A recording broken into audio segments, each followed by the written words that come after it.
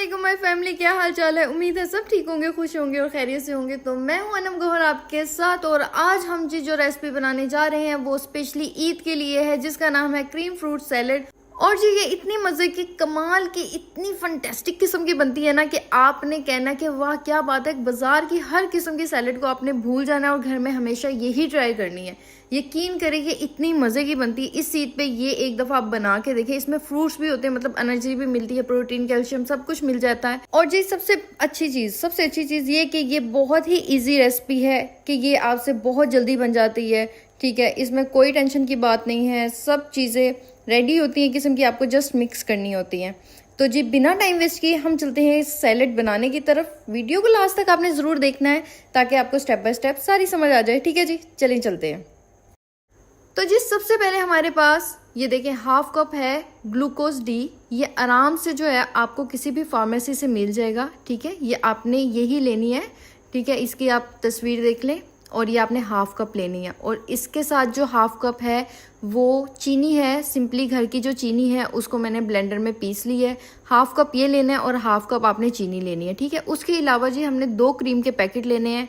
Mayonnaise चाहिए होगी हमें, दही चाहिए होगा। इसकी क्वांटिटी मैं आपको बताती हूँ अभी थोड़ी देर बाद, मायोनीज की और दही की।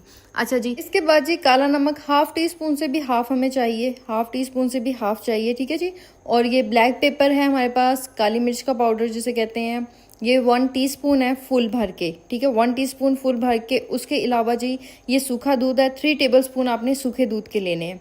ठीक है, तो जी ये देखिए इधर मैंने यूज़ की है ये एल्बो मैक्रोनी। ये पैकेट दिखाने का मकसद ये है कि ये मैंने हाफ यूज़ किया है और इसका आप साइज़ देखें, आपने इस साइज़ की लेनी है और हाफ पैकेट आपने बॉईल कर लेना है। ये मैंने बॉईल कर लिया पहले से ही।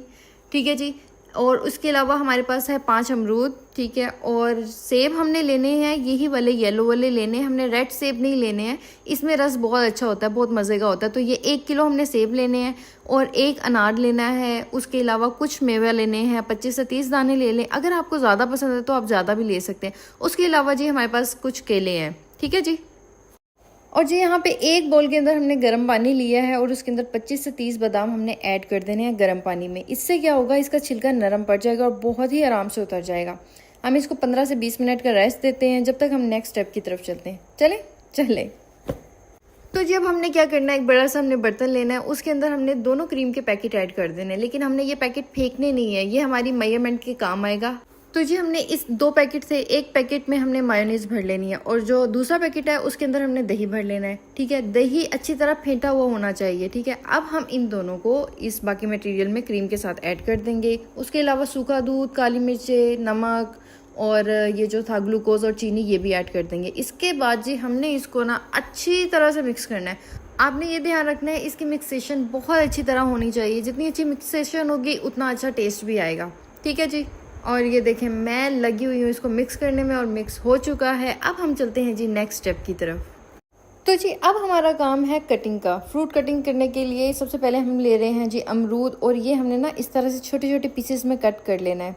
ठीक है, हम इस तरह इसको घुमाते जाएंगे और कट करते जाएंगे। बीज हमने इसके ना इसमें नहीं डालने हैं क्योंकि बीज ना जायका ख़राब कर देते हैं और दाढ़ों के बीच में आते हैं, दांतों के बीच में आते हैं, तो वो ठीक नहीं होता है। तो आपने इस तरह से जो है इसकी कटिंग करना है। मैं आपको एक करके दिखाती हूँ और फिर मैं बाकी बाद में कर लेती हूँ। ठीक है जी, ये देखिए ये जो बीज रह गए हैं ये हमने अब वेस्ट कर देने हैं। ठीक है, और साइज़ आपने बहुत बड़ा बड़ा नहीं काटना, इसी तरह काटना है। ये देखें ये हमारे अमरूद कटिंग हो गए हैं। ठीक है, अब हमने इसको ना क्या करना है, साथ ही मिक्सचर में ऐड कर देना है।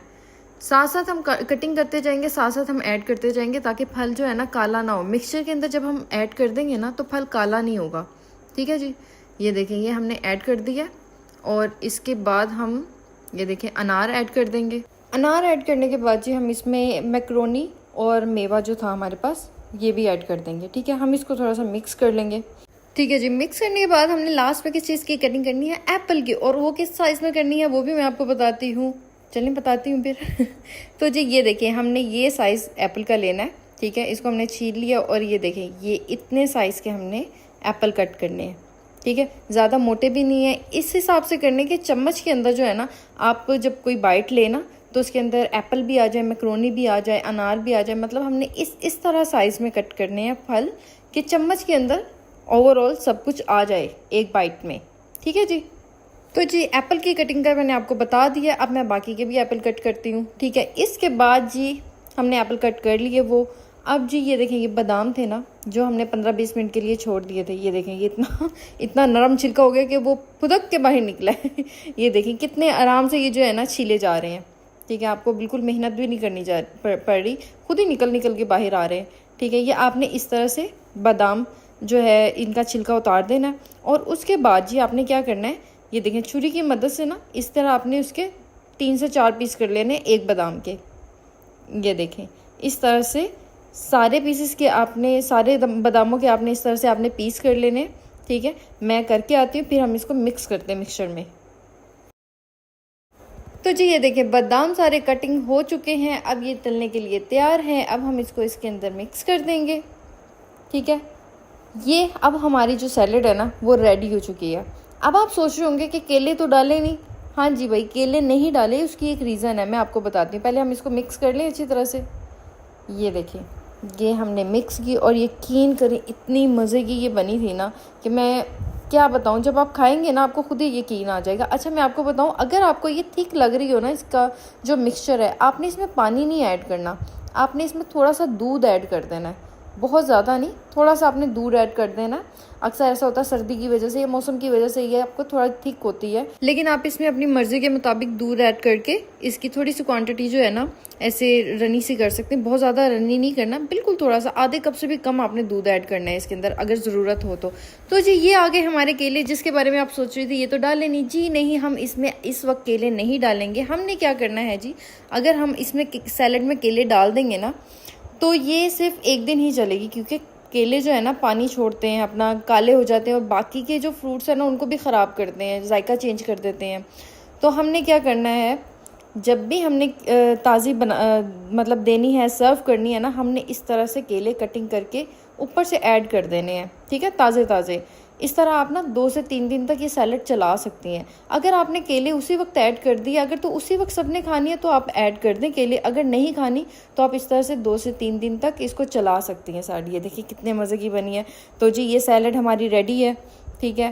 کیلوں کا جو میں نے آپ کو بتایا ہے نا وہ آپ نے لازمی یاد رکھنا ہے، اگر کیلے کالے ہو جاتے ہیں نا تو پوری سیلڈ کی جو لک ہوتی ہے نا وہ خراب ہو جاتی ہے۔ تو اب میں آپ کو دکھاتی ہوں اس کی فائنل لک، یہ دیکھیں کتنے کمال کی ہے نا، اتنی مزے کی بھی ہے، جتنی یہ اچھی لگ رہی ہے نا کھانے میں بھی اتنی ہی مزے کی ہے کہ میں بتا نہیں سکتی کہ جب سے میں نے یہ بنانا شروع کی ہے نا سیلڈ، مجھے باہر کی یقین کرے کہ مجھے نہیں اچھی لگتی، تو آپ نے یہ ضرور بنانی ہے۔ یہ کیا ہوتا ہے، دعوت کے لیے بھی بہت اچھی ہے، عید کے لیے بھی بہت اچھی ہے، عید پہ بنانے کے لیے، مطلب یہ ملٹی ڈیز میں ہم بنا سکتے ہیں، کسی بھی دن تہوار ہو کچھ بھی ہو نا، ہمیں کچھ سمجھ نہیں آ رہا میٹھے میں کیا بنائے، یہ واحد چیز ہے جو بچے بڑوں بوڑھوں سب کو پسند آتی ہے، بہت مزے کی۔ آپ نے ایک دفعہ یہ میرے کہنے پہ ضرور ٹرائی کرنی ہے۔ فروٹس بھی ہیں اس کے اندر، بادام بھی ہے، میوے بھی ہیں، تو کیا ہے کہ پروٹین سے بھرپور ہے یہ جو سیلڈ ہے، ٹھیک ہے۔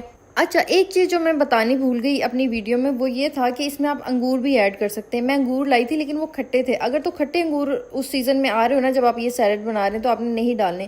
سندر خانے جو انگور ہوتے ہیں نا وہ بہت میٹھے ہوتے ہیں، اچھے ہوتے ہیں، آپ نے چیک کر کے لانے ہیں۔ اگر تو میٹھے ہیں نا انگور اس موسم میں جس میں آپ یہ سیلڈ بنا رہے ہیں تو آپ ڈال دیں، ورنہ آپ سکپ کر دیں، کوئی مسئلہ نہیں ہے۔ تو جی یہ تھی میری ریسپی، آپ نے ضرور ٹرائی کرنی ہے، اور کمنٹ میں مجھے ضرور بتانا ہے آپ کی کس نے تعریف کی اور آپ کو یہ سیلڈ کیسی لگی ہے۔